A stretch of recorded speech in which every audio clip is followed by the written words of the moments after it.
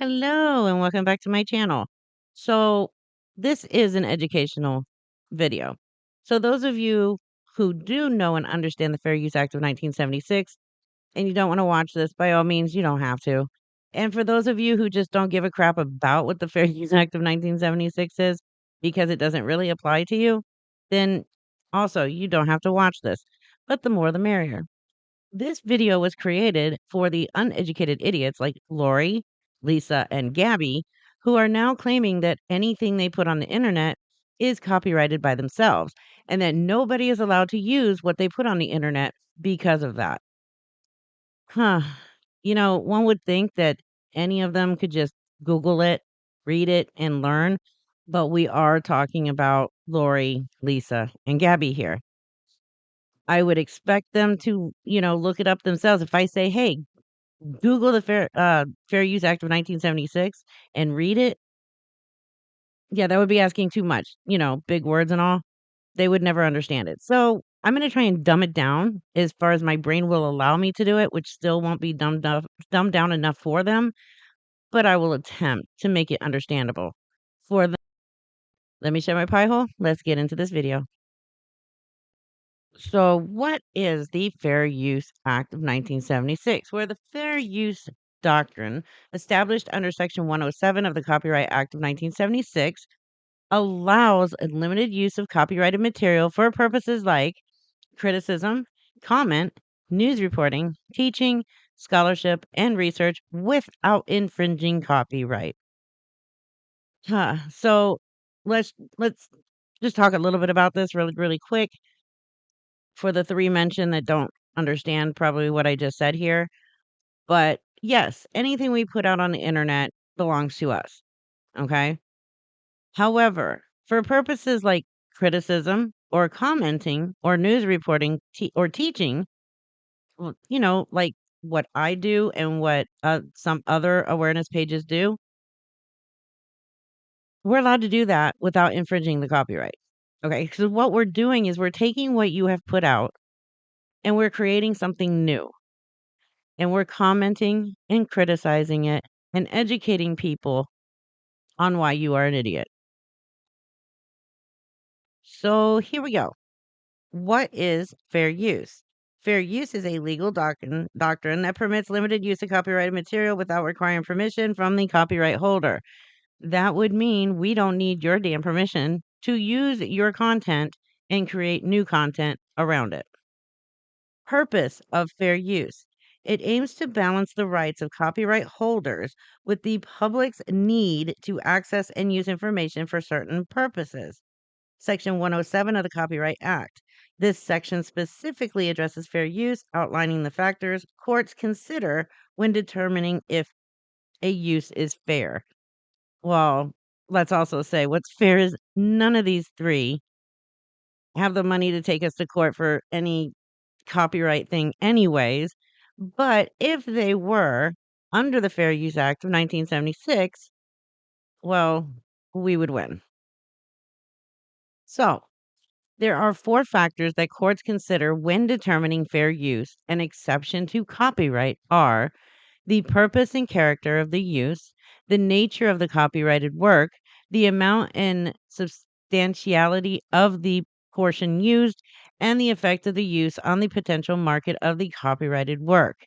We are going to go through each one by one. So the first one here is the purpose and character of the use.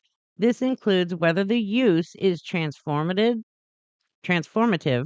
creating something new, or simply copying.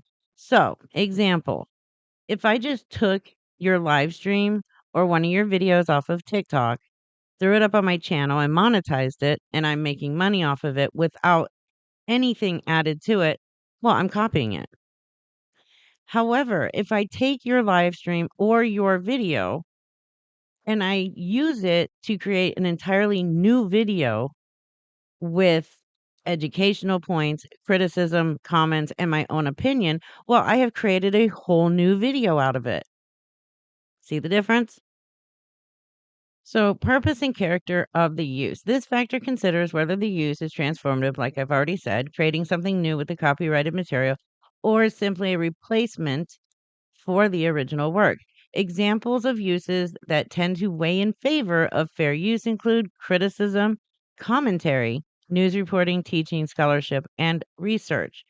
As you can tell, most of the people that do these awareness videos are doing it for criticism and commentary. Plain and simple. We're taking what you put out and replacing the original work with our own work and creating a brand new video. So, yeah, there's that. It's pretty self-explanatory. I've already went over this one twice, and there's a reason I did it because it's pretty much to the point, but I'm sure they still won't even get it. So next we have nature of the copyrighted work. This factor considers whether the work is factual or creative, and whether it has been published or unpublished. Generally, using factual or published work is more likely to be considered fair use than using highly creative or unpublished works. So what does this mean? This means if you post it on a public platform, okay, which makes it a published work, then yes, if somebody else takes it and creates a new video out of it, it's covered under fair use. However, if you do not put it public, let's say you made a video and you only sent it to me, or somehow I ended up with your video and then I posted it all over the internet, that would not be covered under fair use. Published versus unpublished. Amount and substantiality of the portion used. This factor considers how much of the original work was used and whether the portion taken is the heart of the work. Using only a small portion of the work or a portion that is not essential to the original work is more likely to be considered fair use. I mean, that's pretty self explanatory. I don't know how much more I can dumb that down. I mean, I probably could try to dumb it down more, but I really don't want to hurt myself. Okay, and for the last factor, effect of the use on the potential market. This factor considers whether the use could harm the market for the original work. If the use is unlikely to harm the market, or if it is not possible to obtain permission to use the work, it is more likely to be considered fair use. The second part of this on possible that it's not possible to obtain permission to use the work. Yeah, I'm pretty sure messaging any of these people and saying, "Hey, can I use your live?" Most of them would have said yes anyways because they think it's gonna put out a positive thing for them when it's not.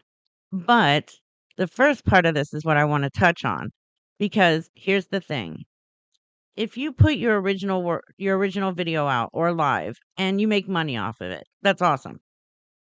But then I take your live or video and I create an entirely new video out of it. People watch my content because of my criticism, my commentary, and what I can teach them about what you're doing and what you're saying. So those people are not watching to watch your video. They're watching to see what I have to say about it, what I have to prove on it, and what facts I'm putting out to debunk you on it.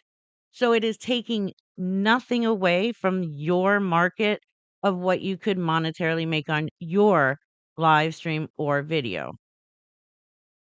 Okay, now we're going to take a look at some of those pesky little reasons why it would make it fair use.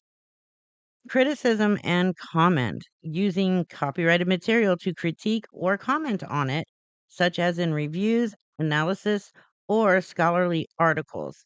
News reporting, using copyrighted material for news reporting purposes, including quoting or reproducing excerpts. Teaching, using copyrighted material for teaching purposes, including making copies for classroom use, but within certain limits. Scholarship and research, using copyrighted material for scholarly or research purposes, such as citing sources or using excerpts in research papers. I'm sure you've guessed that the one we focus on the most would be the criticism and comment.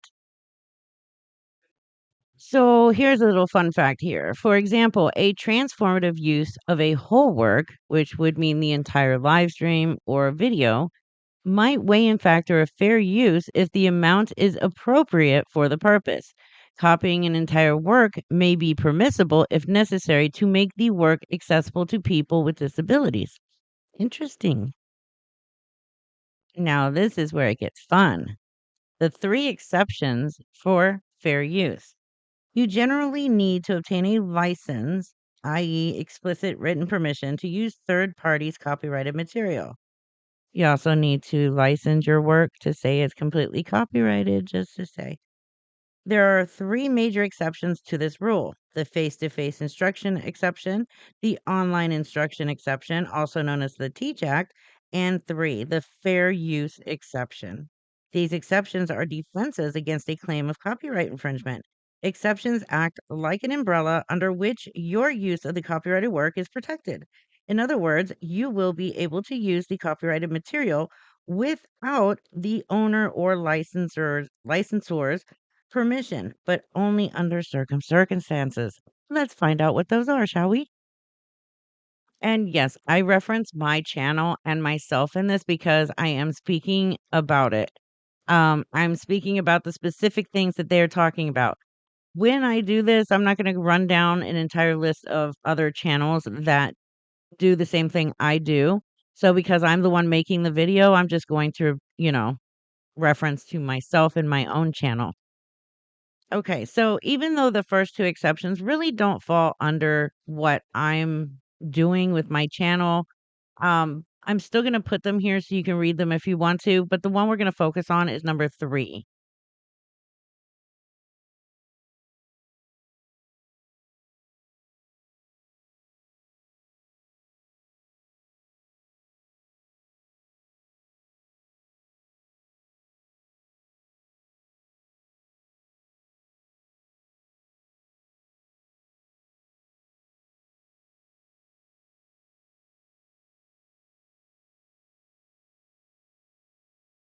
So here is the third exception, the fair use factors.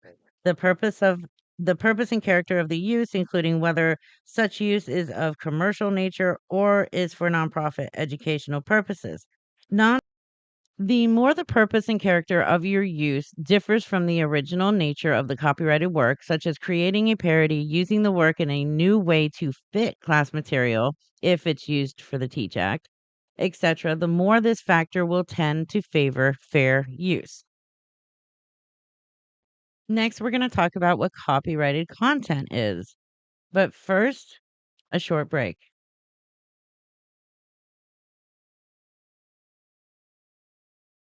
Pittsburgh, Pennsylvania, where old buildings and beauty come together. You can go out with the family, have a picnic, go to a park. You could just hop on a bus and for no reason and get stuck at the T station all day. Or you can walk down a sketchy back alley and run into somebody you may not want to meet. Or you can just go for a nice bike ride or a walk. But beware, Pittsburgh. There are drunk, angry grandmas out punching random citizens for no reason. They're mean and angry and drunk, too. And they especially go after people that wear glasses. They're out, they're breaking glasses, they're drunk, and they're angry. This has been a Frauded or Reaper public service announcement. Is there anyone out there who still isn't clear about what doing drugs does? Okay, last time. This is your brain. This is drugs.